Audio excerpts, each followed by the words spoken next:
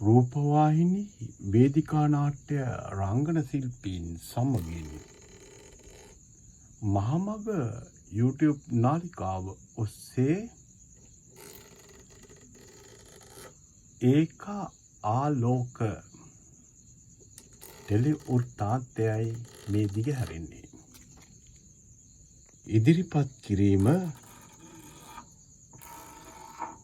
දිරිය නාට්‍ය කණ්ඩායම පරිසරය සුරකීම තේමා කරගත් සාදර අනුග්‍රහය නායනායකකාර ගී ගයනගේ නිසාන්ත රංජිත් මිනිසා පරිසරයට එරෙහි වූ කල එම දැවැන්තයා මිනිසාට එරෙහිව සුභාදාමත් එක්ක ජීවත් වෙන මිනිහෙක්. ගහකොළ සතා සීපාව කියන්නේ මගේ ජීවිතය. මම රෙදිලයක් කරන්නේ. මම කරන්නේ ගහේ ගස්වල කායු කාලේ ඉවරනාට පස්සේ ඒ ගහ කපල වෙලා අයින් කරන එක. කිසි දවසක හොඳ ගහකට මම අත තියලා නැහැ සර්. සර්ට බොහොම ස්තුතියි. මේ පණිවිඩය දුන්නට. හරි සර්. හරි බලලා අපි ටික කරගමු. ඕකේ. හරි සර්. බුදු සරණයි සර්. මම ලෝරිය අරගෙන එනවා. අනිවාර්යයෙන් සර්.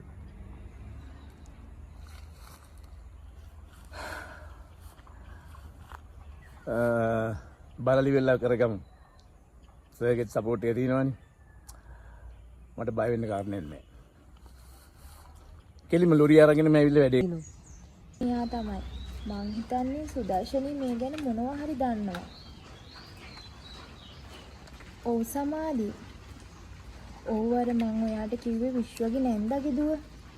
එයාත් විශ්ව වගේම තමයි. ඔය පරිවේෂණ වැඩවලටමයි එකතු වෙලා ඉන්නේ. අර කපිල කියලා සර් කෙනෙක් ඉන්නේ. විශ්වගේ සර්. අනේ සර්ත් එක්කම තමයි මෙයාත් ඉගෙන ගන්න. ඔය පරිවේෂණ වැඩවලටමයි එකතු වෙලා ඉන්නේ. අර කපිල කියලා සර් කෙනෙක් ඉන්නේ. විශ්වගේ සර්. අනේ සර්ත් එක්කම තමයි මෙයාත් ඉගෙන ගන්න.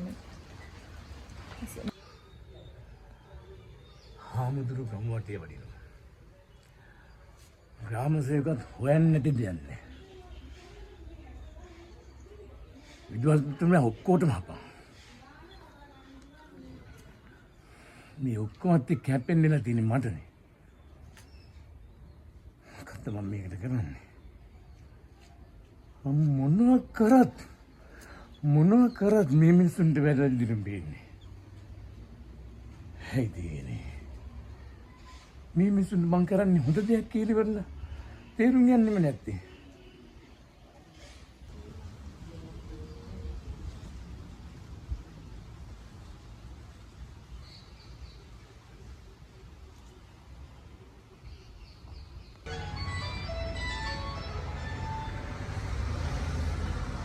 Jangan, anda lagi mengurus kalah.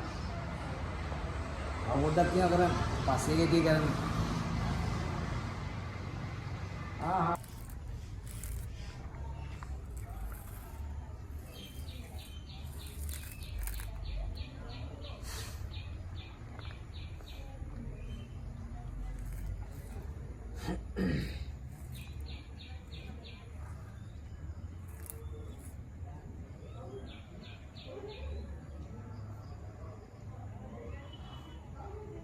අම්මා මේවල් සල්ලි අරන් දෙනවා කියලාත් කිව්වා. කාගෙන මන්ද මහත්තයගේ ණයට. කොහොම හරි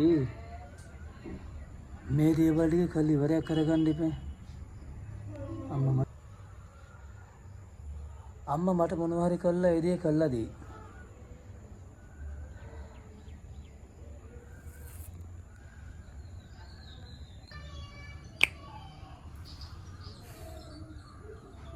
මගේ මේකේ අරමුණ මං විතරක් දෙවුන එක නෙමෙයි.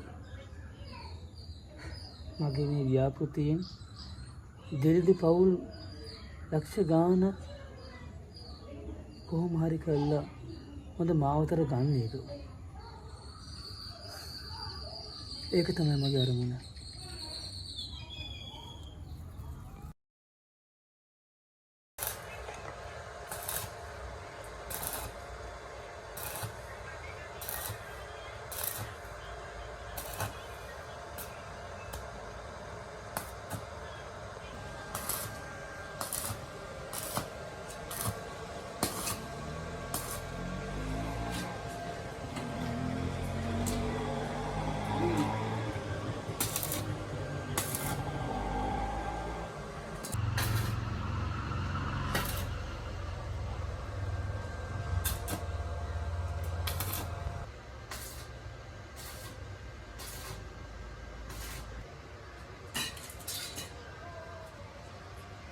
මහත්තයා නම් දෙවි මගේ විශ්වවිද්‍යාලයට ඉදිරිපත් තරම් දුන්නනේ.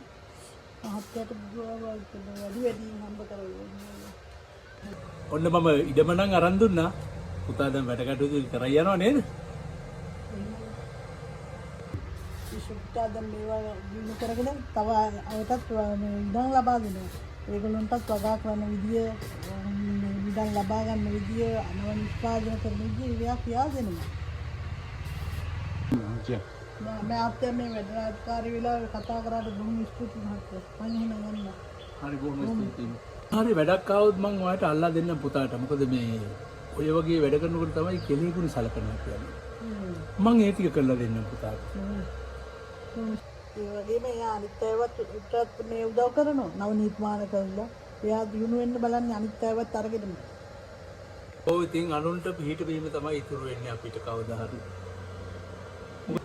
මට මේ වැඩ තියෙනවා මේ හදිසි වැඩ වාගයක් කරලා කියන්නේ. මට අවශ්‍යතාවයක් වුණොත් මට කතා කරන්න. පුතාටත් කියන්න. බොහොම ස්තුතියි.